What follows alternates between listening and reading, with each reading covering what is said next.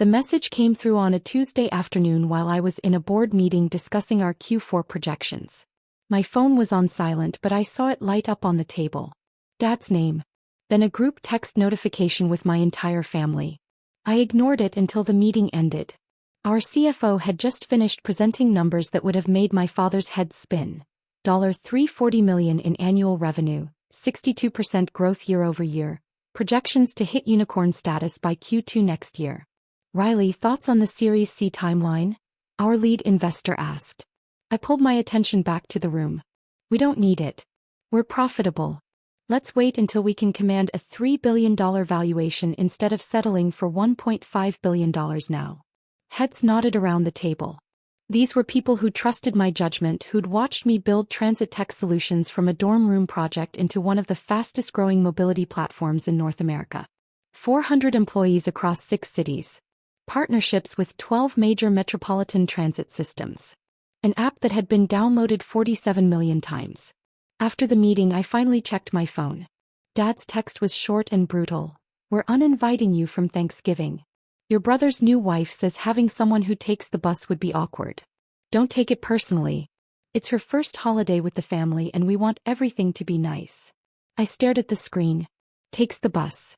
I'd founded a company that revolutionized urban mobility, that made public transit accessible and efficient for millions of people, that partnered with cities to reduce traffic congestion and carbon emissions. I'd appeared on the cover of TechCrunch. I'd given a TED Talk on sustainable transportation that had 8 million views. I'd been named to Fortune's 40 Under 40 list last year. And to my family, I was the daughter who takes the bus because I didn't own a car. Below Dad's message, my sister Vanessa had liked it. Then she'd added her own comment. Probably for the best. Trevor's wife is bringing her parents and they're really successful. Might be uncomfortable comparisons. My brother Trevor hadn't said anything. Neither had Mom. I typed and deleted 3 different responses. Finally, I just wrote, understood. Then I muted the group chat and returned to work. Here's what my family knew about my life. I lived in a studio apartment in San Francisco. I didn't own a car. I wore jeans and hoodies most days. I worked in tech, doing something vague with apps and transportation. Here's what they didn't know. My studio apartment was a $4,800 a month luxury unit in Soma that I'd bought outright 3 years ago as an investment property and lived in rent-free. I didn't own a car because I was philosophically opposed to car dependency in urban areas. It was literally my company's entire mission. The hoodies I wore were custom-made and cost $400 each, though they looked identical to the $30 versions from Target. And that vague tech job? I was the founder and CEO of Transit Tech Solutions, valued at $1.2 billion in our last funding round. My personal net worth was estimated at $340 million by Forbes, though the real number was closer to $380 million after a secondary stock sale last quarter. I'd hidden none of this intentionally. I'd simply stopped trying to explain it after years of blank stares and dismissive comments. The breaking point had come 3 years ago at Christmas. I'd mentioned that we were expanding to Boston and Chicago. That's nice, honey, Mom had said, not looking up from her phone. Trevor just got promoted to senior accountant. Isn't that wonderful? Very wonderful, I'd agreed. He's making $95,000 now. With benefits. That's real security. I'd been about to mention that I'd just turned down a $50 million acquisition offer because our growth trajectory suggested we'd be worth 10 times that within 2 years. Instead, I just smiled and said, that's great for Trevor. After that, I'd stopped trying. When they asked how work was going, I said, fine. When they asked if I was dating anyone, I said, not seriously. When they suggested I should get a real job with stability, I just nodded. It wasn't worth the emotional energy to constantly prove myself to people who'd already decided I was the family disappointment. Trevor had the corner office, the suburban house, the impressive job title. Vanessa had married a dentist and had 2 photogenic children she documented extensively on Instagram. They were successes in ways my parents understood. Visible, conventional, easy to brag about at dinner parties. I had a company that was revolutionizing urban mobility and a net worth that exceeded both of my siblings' lifetime earnings combined. But I took the bus, so clearly I was struggling. The irony was almost funny. Transit Tech Solutions had started as my senior thesis at Stanford. I'd been studying urban planning and computer science, frustrated by how difficult it was to navigate San Francisco's fragmented transit system. BART, Muni, Caltrain, ferries, buses. Each had separate apps, separate payment systems, separate schedules. So I'd built a unified platform. One app that integrated every transit option in real time, optimized routes across multiple systems, and handled payment seamlessly. My thesis advisor had called it ambitious but impractical. I'd launched it anyway. Within 6 months, we had 100,000 users in San Francisco. Within a year, we'd expanded to LA and Seattle. Within 2 years, we'd raised $40 million in series of funding and had 3 million active users across 8 cities. The growth had been exponential. We didn't just help people navigate transit. We provided cities with data analytics that improved service, reduced wait times, and optimized routes. We partnered with transit agencies to modernize their infrastructure. We became the industry standard for urban mobility platforms. By year 3, every major city in North America wanted us. We were in talks with London, Paris, Tokyo. The venture capital firms were throwing money at us faster than we could spend it. And through it all, my family thought I was scraping by. I tried to tell them early on. After our Series A, I'd called Dad, excited to share the news. We just raised $40 million in funding. That's nice, honey. Is that like a loan? Do you have to pay it back? No, it's venture capital. Investors bought equity in the company because they believe in our growth potential. Well, just be careful. Those investor types can be sharks. Make sure you read the fine print. Dad, we have lawyers for that. This is a huge validation of the business model. Speaking of business, Trevor's firm just landed a major client. He's going to be working on their annual audit. Very prestigious. I'd hung up feeling deflated. After that, I'd stopped trying to compete for their attention. But I'd kept building. 3 years later, we were valued at $1.2 billion. I had a team of 400 people who believed in the mission. We were making cities more livable, reducing carbon emissions, improving quality of life for millions of people. I just did it all while taking the bus. The Forbes interview had been scheduled for months. They were doing their annual Tech Executives of the Year issue, and I was one of 5 people being featured. The journalist, Marcus Chin, had been thorough. 3 phone interviews, extensive research, fact-checking every claim. We want to do the photo shoot at a location that's meaningful to you, he'd said during our last call. Where you grew up or where you first got the idea for transit tech. Somewhere that tells your origin story. I'd suggested Stanford's campus where I'd built the first prototype. But Marcus had pushed back. Too predictable. Every tech CEO does the college campus thing. What about your childhood home? We could shoot you at a bus stop in your old neighborhood, tie it back to the mission of making transit accessible. I'd hesitated. My childhood home was in Daly City, a modest suburb south of San Francisco.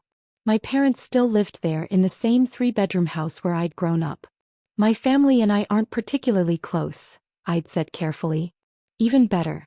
The story of building a billion-dollar company while your family didn't understand what you were doing. That's compelling. The misunderstood genius angle. I'd eventually agreed, primarily because the publicity was good for the company. Forbes reached the exact demographic of city planners and transit officials we needed to influence.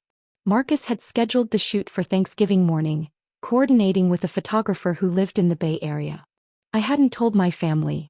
Why would I? I wasn't invited to Thanksgiving anyway. I woke up at 6 a.m. in my apartment and checked my email. 73 new messages, including one from Marcus. On schedule. Photographer and I will be at the address at 10 a.m. This is going to be a great shoot. I replied confirming, then went for a run through the empty city streets. It was strange being in San Francisco on Thanksgiving. Most people had fled to family gatherings. The buses ran on holiday schedules, fewer and slower. I loved it. The quiet, the space, the absence of obligation. At 9:30, I caught a bus toward Daly City. It was nearly empty except for a few service workers heading to their shifts.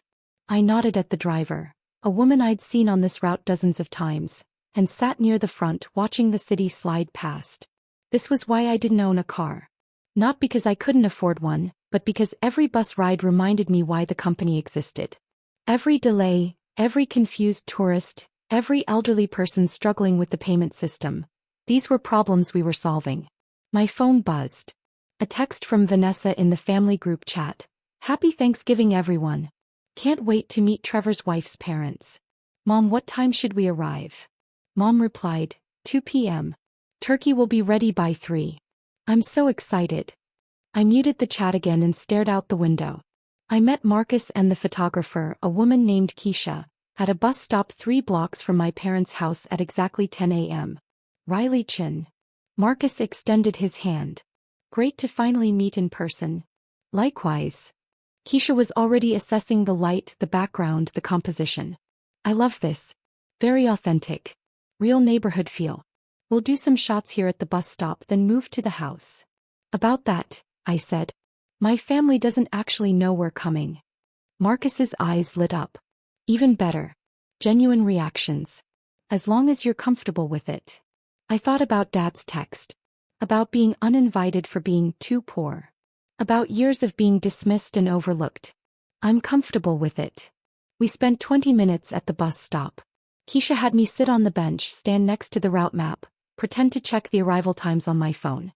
Marcus asked questions about my daily commute, about the early days of the company, about my vision for urban transit. You know what strikes me, he said.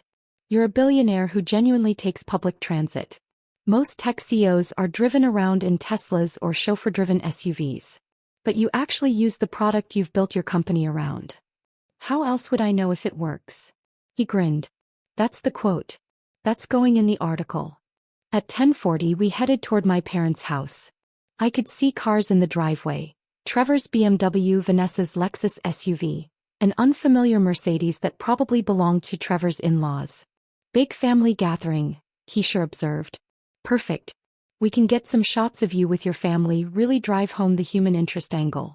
My stomach tightened. They're not expecting me. Should we call first? Marcus asked, suddenly uncertain. No. Let's just do this. We walked up the front path. Through the window I could see movement in the living room. People laughing, drinks in hand. The pre-dinner gathering was in full swing. Keisha positioned herself to capture the house, the doorway, the moment. Marcus stood slightly behind me, notepad ready. I rang the doorbell. Mom answered. She was wearing her good holiday sweater, the one with the embroidered turkeys. Her smile was automatic, practiced, the gracious hostess greeting a guest. Then she actually looked at me. The smile froze. Riley? Why are you here? Behind her I could see into the living room. Trevor and a blonde woman I didn't recognize. His wife, presumably. Vanessa and her husband. 2 older people who must be the wife's parents. Dad standing by the fireplace mid-story. They all turned to look. Mrs. Chin. Marcus stepped forward, professional smile in place. I'm Marcus Chin from Forbes magazine. This is Keisha Williams, our photographer. We're here to do a photo shoot and interview for our Tech Executives of the Year issue. Mom's face went blank. I'm sorry, what? We're featuring your daughter Riley on the cover of our December issue. She's one of 5 tech CEOs we're highlighting. We wanted to photograph her childhood home, get some family context for the story. The silence was absolute. Dad moved into the doorway. I think there's been some mistake. No mistake, sir, Marcus said, pulling out his credentials. Riley Chin, founder and CEO of Transit Tech Solutions. Surely you've been following the company's growth? They're valued at $1.2 billion now. Revolutionary work in urban mobility. Vanessa appeared behind Dad, her face pale. Riley, what's going on? Forbes is doing a cover story, I said simply. About the company. They wanted to see where I grew up. Trevor pushed forward. What company? You work in tech support or something, right? Keisha had started photographing. The confused faces, the expensive cars in the driveway, the contrast between the modest house and the luxury vehicles. This was editorial gold and she knew it. I founded Transit Tech Solutions 6 years ago, I said, my voice steady. We're the largest urban mobility platform in North America. 400 employees. Partnerships with 63 cities. 47 million app downloads. Riley created a unified transit system that's basically become the industry standard, Marcus added helpfully. Cities from Tokyo to London are trying to replicate the model. She's been called the Elon Musk of public transportation by TechCrunch. Mom's hand went to her throat. But you take the bus. I take the bus because I built a company that makes taking the bus efficient and accessible. That's literally the entire business model. Trevor's wife, I still didn't know her name, spoke for the first time. Wait, you're telling us Riley is a CEO? But she doesn't even own a car. Neither does she need one, Marcus said. Her estimated net worth is $340 million. Though I'm guessing that number's low based on your last funding round, right, Riley? Closer to $380 million after the secondary sale, I confirmed. Vanessa made a small choking sound. This is perfect, Keisha said, still photographing. Can we get some shots inside? Maybe Riley in her childhood bedroom? And some family photos would be wonderful. Really humanize the story. Dad found his voice. Now wait just a minute. You can't just show up here and... Actually, Mr. Chin, Marcus interrupted smoothly, we scheduled this weeks ago with Riley. We had no idea she hadn't mentioned it to you. Given that you uninvited her from Thanksgiving. He glanced at his notes. Let me get the quote right. Because she takes the bus and it would be awkward. That's particularly ironic given the business she's built. How do you know about that? Mom whispered. Riley mentioned it during our interview. The family dynamic where her success wasn't recognized because it didn't fit conventional markers. It's actually a key theme in the article, how she built a billion-dollar company while her own family thought she was struggling. I watched my mother's face cycle through shock, confusion, embarrassment, and finally horror as she realized what this meant. Forbes was publishing an article about how they'd underestimated me. About how they'd uninvited me from Thanksgiving because they thought I was too poor. The childhood bedroom would be great, I said. For the photos. My old room is upstairs, second door on the left. The photo shoot took 45 minutes. Keisha got shots of me in my childhood bedroom, which Mom had converted into a guest room but still had my old desk and bookshelf. She photographed me at the kitchen table where I'd done my homework. She took pictures of the bus stop visible from the front window. Poetic, she called it. Through it all, my family stood frozen in various states of shock. The Thanksgiving guests, Trevor's in-laws, had tried to leave, but Trevor had insisted they stay. I suspected he was hoping this was all some elaborate misunderstanding that would be cleared up momentarily. Marcus interviewed Mom and Dad in the living room while Keisha photographed them. The questions were polite but pointed. When did you first realize Riley was interested in technology and urban planning? How did you support her entrepreneurial ambitions? What was your reaction when Transit Tech received its first major funding round? Mom stammered through answers that made it increasingly clear she'd had no idea what I'd been building. Dad kept trying to pivot to Trevor's accounting career, as if that somehow balanced the scales. Vanessa cornered me in the hallway during a lighting adjustment. Why didn't you tell us? I tried to tell you. Multiple times over multiple years. You weren't interested. That's not fair. We asked about your work. You asked if I was still doing the app thing. When I tried to explain the company's growth, Dad changed the subject to Trevor's promotion. When I mentioned we'd raised funding, Mom asked if I was in debt. After a while, I stopped trying. So this is revenge. Humiliating us in Forbes magazine. This isn't about you, Vanessa. This is about my company getting positive press. The fact that you're embarrassed is your own doing. Trevor appeared, his face red. Did you know they were coming today? On Thanksgiving? When we specifically uninvited you. Marcus scheduled it weeks ago. I didn't orchestrate this to crash your dinner if that's what you're implying. Though the timing is admittedly ironic. This is going to make us look terrible. Forbes is going to publish that we uninvited you for being poor, and then it turns out you're a billionaire? We're going to be a laughingstock. Then you shouldn't have uninvited me for being poor. His wife appeared, her expression calculating. Maybe we can work with Forbes to adjust the narrative. Emphasize how supportive the family has been. Trevor, you've always encouraged Riley's interests, right? Don't, I said sharply. Don't try to rewrite history. Marcus has recordings of all our interviews. I was honest about our family dynamic. If you try to contradict that, you'll only make it worse. Dad joined us, his voice low and angry. How could you do this to us? We're your family. You uninvited me from Thanksgiving because your daughter-in-law thought I was too poor to meet her parents. You've spent 6 years dismissing my work, comparing me unfavorably to Trevor, suggesting I get a real job. I didn't do this to you. You did it to yourselves. We didn't know. You didn't want to know. There's a difference.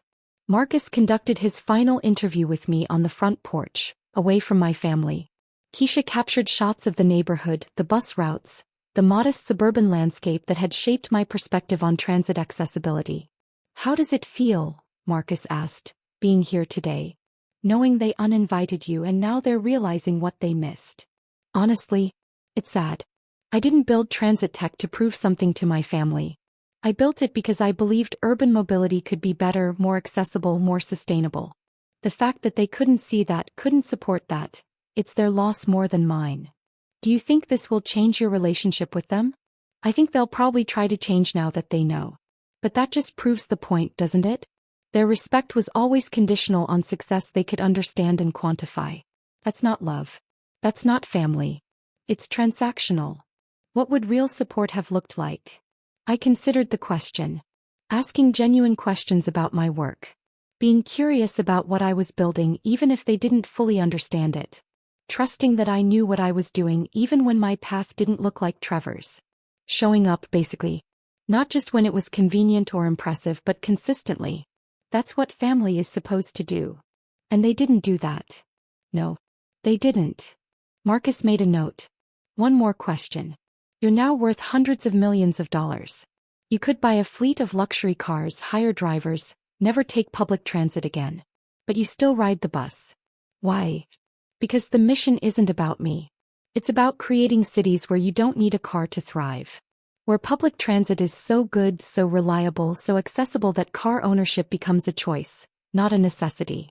I can't advocate for that vision while living in contradiction to it. Even when your family mocks you for it. Especially then. He smiled. That's the headline. The billionaire who takes the bus. This is going to be a fantastic piece. By the time we finished, it was nearly 1 p.m. The Thanksgiving turkey sat cooling in the kitchen, forgotten. The guests had finally left, embarrassed by the chaos. My family remained shell-shocked and uncertain. Marcus and Keisha packed up their equipment. We'll send you the draft article for fact-checking next week, Marcus said. The issue goes to print in 3 weeks, hit stands December 1st. After they left, I stood in the living room facing my family. Mom had been crying. Dad looked older, somehow diminished.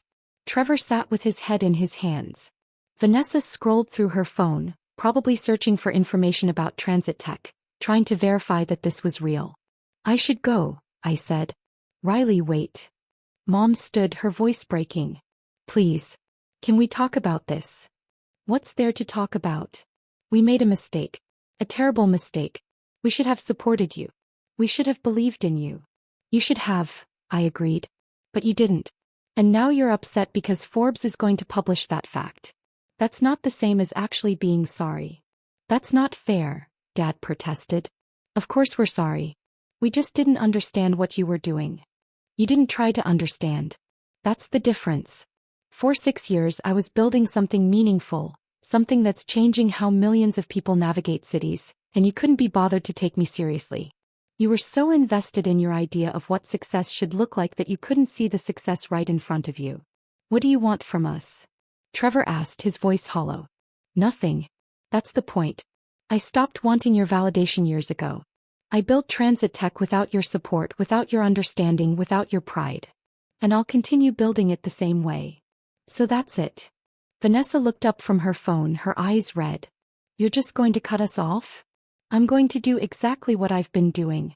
Living my life, running my company, working toward my vision. Whether you're part of that is up to you. But it won't be on the terms where I perform success for your approval. It'll be on terms of genuine connection or not at all. Mom reached for me. We want to be part of your life. Please, Riley. We're sorry. We'll do better. Then prove it.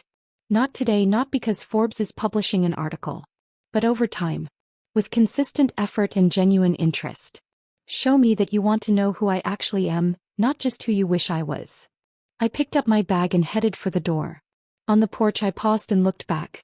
Happy Thanksgiving, I said. I hope it was everything you wanted it to be. The Forbes issue hit stands on December 1st. I was on the cover, sitting at a bus stop, wearing jeans and one of my expensive hoodies, looking relaxed and confident. The headline read, "The Billionaire Who Takes the Bus, Riley Chen's mission to revolutionize urban mobility. The article was brilliant. Marcus had woven together the technical innovation of transit tech with the personal story of building it while being dismissed by my own family. He quoted my parents' fumbling responses during the interview, included Vanessa's shocked reaction, highlighted the irony of being uninvited from Thanksgiving for being too poor. But he'd also been fair. He'd noted that my family's dismissiveness came from a place of not understanding, not malice. That they'd been measuring success by conventional markers and had genuinely not realized what I was building. The article ended with my quote about family being about showing up consistently, not just when it was convenient. Marcus had written, "As Riley Chen transforms how cities move, she's also redefining what family support should look like.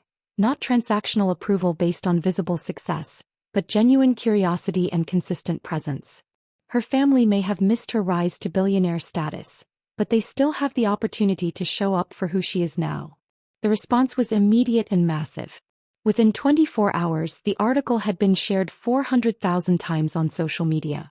The hashtag billionaire who buses was trending.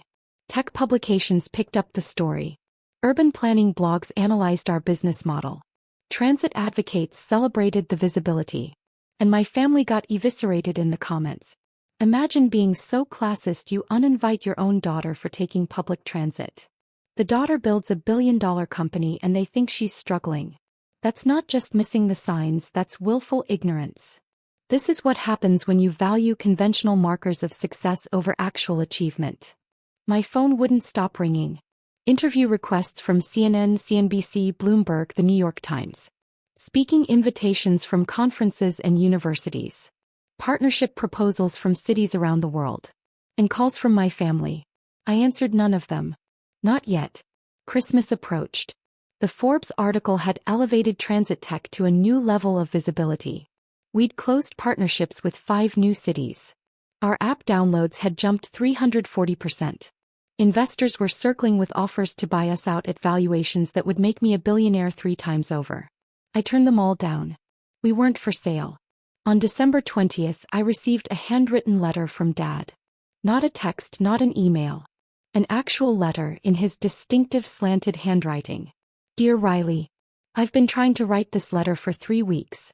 I've thrown away 17 drafts. I'm not sure this one is any better, but I'm going to send it anyway because the perfect words might never come, and you deserve at least the honest ones. Your mother and I failed you. Not just by uninviting you from Thanksgiving, though that was the most visible and hurtful example. We failed you every day for 6 years by not taking the time to understand what you were building. We failed you by measuring your worth against conventional markers that had nothing to do with your actual achievements. We failed you by being too proud of Trevor's accounting degree and not curious enough about your revolutionary company. I've spent the last 3 weeks reading everything I can about transit tech. I downloaded the app. I've been taking the bus to the grocery store instead of driving. I've read articles about urban mobility, about sustainability, about the future of cities. I'm trying to understand what you've been trying to tell me for years. The app is brilliant, Riley. The integration is seamless. The real-time updates actually work. I took the bus from Daly City to downtown San Francisco yesterday, and it was easier than driving. You've made something that genuinely improves people's lives. I should have seen that. I should have asked you to show me years ago. But more than that, I should have trusted you. I should have believed that when you said you were building something meaningful, you were. I should have given you the benefit of the doubt instead of assuming you were struggling because your success didn't look like your brother's. I'm not asking for forgiveness. I don't think I deserve it yet. I'm just asking for a chance to do better. To be the father you deserve to have all along. To support you not because Forbes validated your success, but because you're my daughter and I should have been supporting you from the beginning.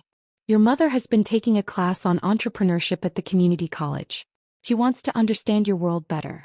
Vanessa has been attending our local city planning meetings, asking questions about transit infrastructure. Trevor is working with his firm to see if they can help transit tech with financial planning as you expand. We're trying, Riley. Might be too late. Might not matter. But we're trying because we finally understand that we should have been trying all along. I love you. I'm proud of you. Not because Forbes said so, but because you're brilliant and principled and you built something meaningful despite having no support from the people who should have supported you most. That. I read the letter 3 times. Then I picked up my phone and called him. Dad. Riley. His voice broke on my name. Thank you for calling. I got your letter. I meant every word. I know. I could tell. I paused. Do you want to have coffee? Yes. God, yes. When?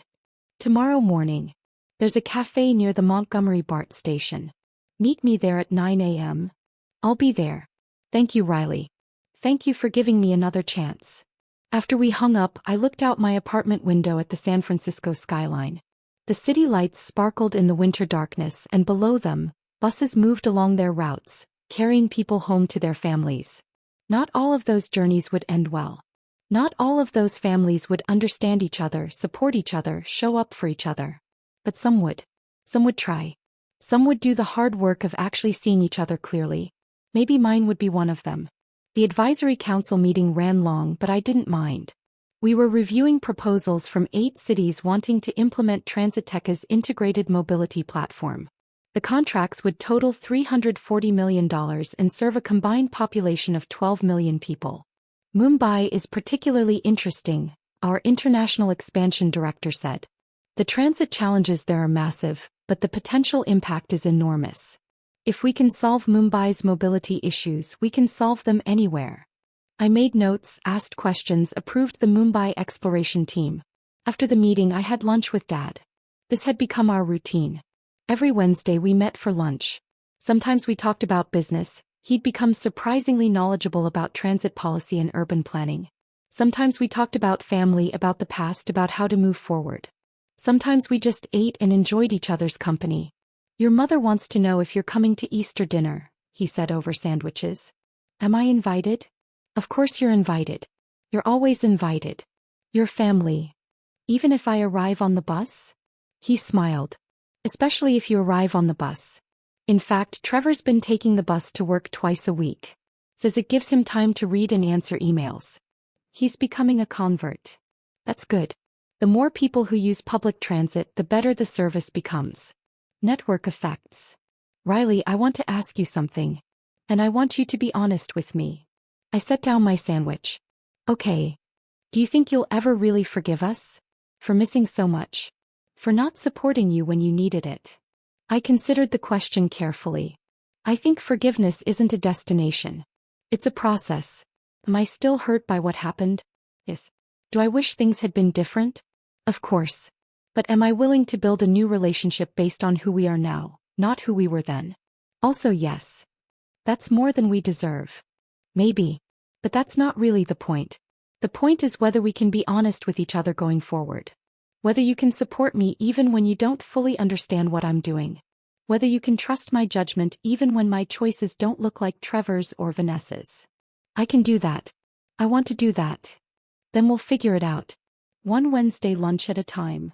He reached across the table and squeezed my hand. I'm proud of you, Riley. Not because you're on the cover of Forbes. Not because you're a billionaire. But because you had the courage to build something meaningful even when the people who should have believed in you didn't. That takes strength I'm not sure I would have had. You raised me to be independent. To think for myself. To not follow the crowd just because it's easier. I smiled. You succeeded. Maybe too well. No such thing as too independent. I'm learning that now. My phone buzzed. A text from Marcus Chin at Forbes. FI, the December issue with your cover became our best-selling issue of the year. Editors want to do a follow-up story in 6 months. You interested? I showed Dad the text. What do you think? I think you should do whatever feels right for the company and for you. But if you do it, I'd be honored if you mentioned that your family is learning to show up the way we should have all along. I can do that. We finished lunch and walked to the BART station together.